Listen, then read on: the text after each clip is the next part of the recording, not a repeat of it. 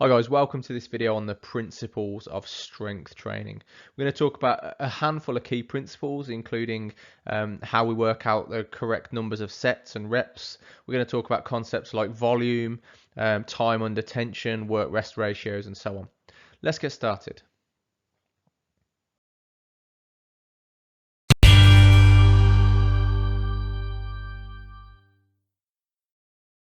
Okay, so let's begin with a definition, just to recap the definition of what we mean by strength. So we're saying that strength as a component of fitness is the force exerted by a muscle or a muscle group during a single maximal contraction. It's the force exerted by a muscle or a muscle group during a single maximal contraction. So our strength training is intended to enable our muscles to produce a greater force. So how do we actually go about that? Well, the first thing to note, in terms of the adaptations that will occur during a strength training program, and this is kind of a little bit of an aside before we get into the significant stuff here, is that the adaptations that we will see, first of all, will be neurological. So we'll get the neurological changes first, and we'll get hypertrophy later. So hypertrophy meaning muscle size. So good strength training often doesn't result in massive increases in terms of muscle size. And you can have significant strength gains without huge muscle size increase. And so in terms of the adaptations then, neurological changes or central nervous system adaptations account for the majority of strength increase. And this is absolutely true and certainly the case in the early stages of a strength training program. One reason it's useful to know this is that if you want to get stronger without necessarily getting bigger, and that might be useful to you if you need to stay within a weight class, for example, in MMA or boxing, or it might be useful to know because you might want to become stronger without becoming too bulky from an aesthetic perspective. So of course, if you do continue with strength training, so up at high loads, which we'll talk about in a moment, and if you do that beyond 8 to 12 weeks, you will also begin to see some impact of hypertrophy on top of those neurological changes, but nowhere near the same extent as with training that specifically targets hypertrophy.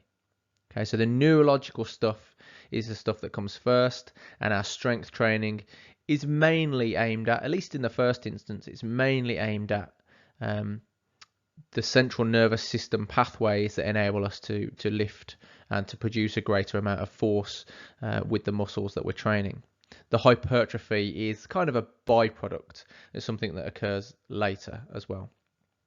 So in terms of sets and reps then, in order to achieve the adaptations we're looking for, i.e. strength, we need to prioritize working at high loads. That's the focus. And so we'll be looking to work at around 70 to 80% of our 1 rep max, or sometimes a little higher. But in the same way that we don't train for a marathon by repeatedly running marathons, we don't train for increasing a 1 rep max, we don't train for strength, we don't train for increasing the single maximal contraction capacity of our muscles by repeatedly doing 1 repetition max lifts. What we're trying to do, in fact, is we're trying to tailor our training to create the adaptations that eventually lead to an improvement in our 1 rep max in whatever lift it might be that we're working towards. So we don't repeatedly and only work at 100% of our 1 rep max in every workout. That's not how we do strength training, in the same way that we don't just run marathon after marathon after marathon in order to become a better marathon runner. There's other things in play, there's other things to think about. So roughly speaking, a strength training program is going to pitch at around about 70 to 80% 1 rep max in terms of load. And then for sets, we're going to be doing a low number of sets. And this is to account for the fact that we're working at a high load. So we're going to want to come in around 3, 4 or 5 sets usually. And then in terms of repetitions, we're going to want a moderate number of repetitions, somewhere between 6 and 12. Now it's obviously important to make sure that the reps are being done with good form. So if 12 reps can't be done with good form, then drop a few reps, but keep the load around 70 to 80% of 1 rep max. Again, remember that the key thing is getting the load in the right sort of zone for strength adaptations, and then shifting the sets and the reps around that load. And we'll discuss rest periods between sets in just a second. You might ask at this point, what if we simply, stick at the high load and also increase the reps? Won't that produce greater strength gains? Well, the answer to that question is no. And there's a couple of reasons. Firstly, because when you are working at high load and you're trying to increase the reps, it almost certainly means that you're either compromising on form, in which case you're at risk of injury and the setbacks associated with injury, or you'll be forced to reduce the load anyway. So as a result then of that slightly reduced load and higher reps, now what you've done is you're no longer working specifically on strength. You've now tailored your training towards hypertrophy, muscle size.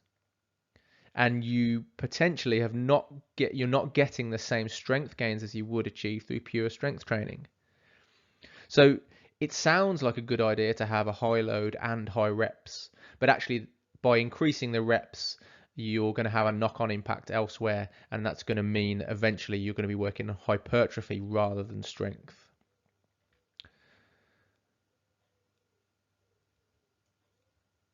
Let's talk about volume. So volume's another principle of strength training that you might have come across.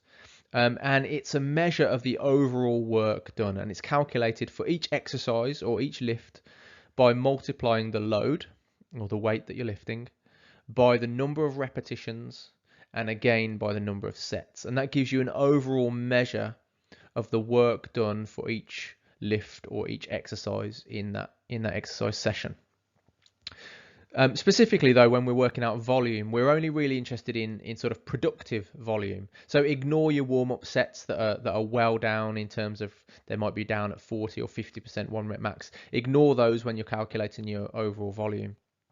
Or anything below really the target load of 70 to 80% of 1 rep max. Anything below that, or anything that's used as a warm-up, you can ignore that in terms of working out your volume. As we've just discussed, the wrong balance between sets, reps, and load can actually be counterproductive for strength gains. So purely targeting volume is, in my view, slightly off track, because what it can lead you to do, what you can end up doing, is it can lead you to hypertrophy rather than strength. If you're just focused on increasing the volume and getting the volume as high as you possibly can, the chances are good you're going to end up increasing your reps and dropping your load slightly. And as a consequence, yes, you might have more volume, but in terms of the actual adaptations, you're moving away from strength and more towards hypertrophy. It's also important to note that volume, if you do choose to use volume as a guiding principle, should be thought about as being spread over time and not just maximizing volume in every session. Otherwise, again, you're at risk of injury and overtraining. So volume needs to be carefully managed through a proper training program that's carefully periodized. And check out my periodization video for more on that concept. Well, as with any kind of training, and as I've said in previous videos, one of the most fundamental things to manage is your work-rest ratios. So this is basically the key to targeting different physiological adaptations in the body systems.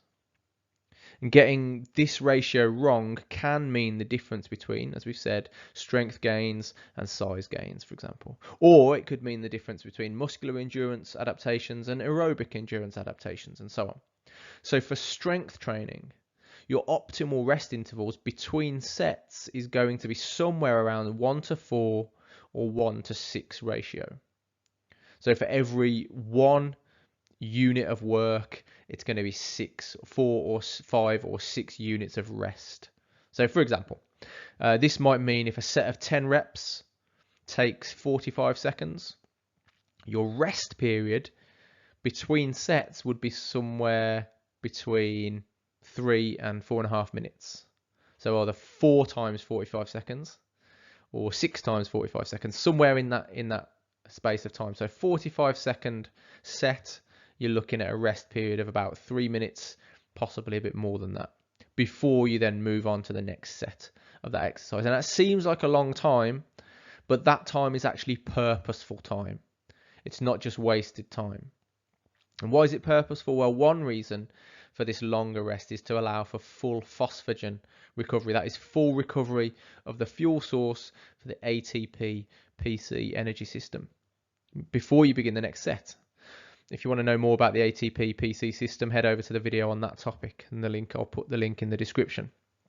So a full recovery of the phosphocreatine stores allows you to produce the greatest muscular force possible for each set performed without at any point becoming dependent on either the aerobic energy pathway or even the lactate pathway. So taking these long rest periods enables you to receive the greatest absolute strength gains from your training.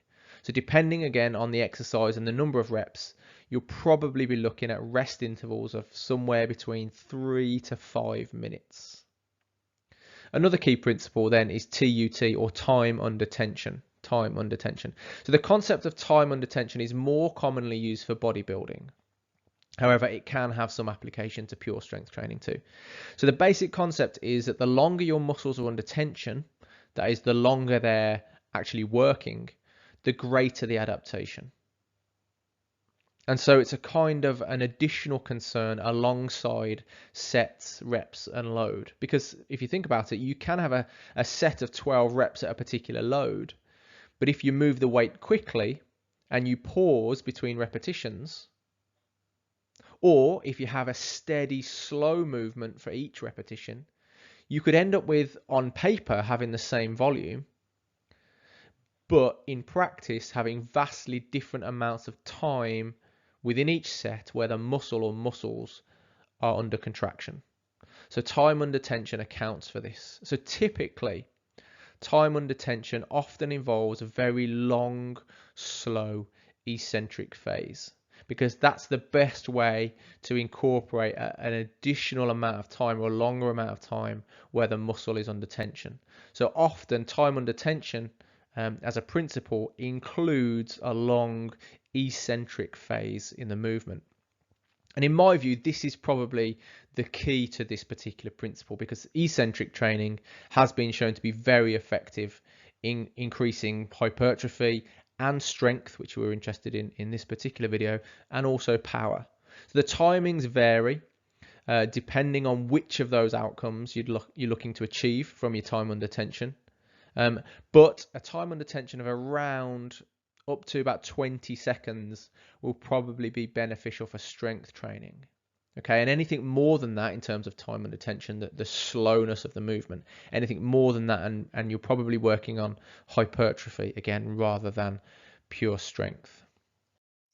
So the next set of principles is, how do you plan for what order the exercises should come in? So simply put, when it comes to organizing a workout for strength, you need to think about a few principles that help you get the exercises in the right order. So you want to use these principles to plan your session so that you reach fatigue at the right point.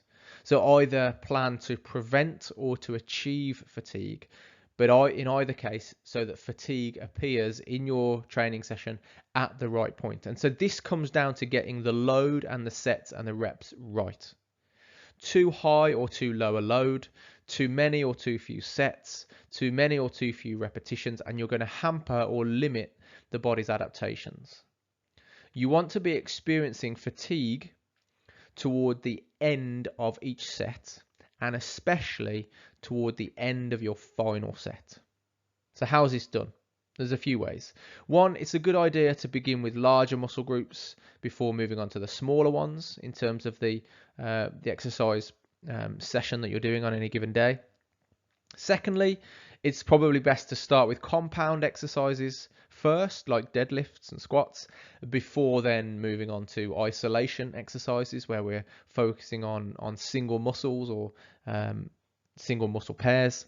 And then finally, you would probably use free weights before moving on to resistance machines. That is, if you're planning to use resistance machines at all. So we need to think about the order of the exercises. Finally, the last thing then is to think about the speed of the movements, the speed of the contractions. How fast do you need to be moving that weight? Well, this of course links in with the amount of time taken for each of your sets. It's important to remember the purpose of your training.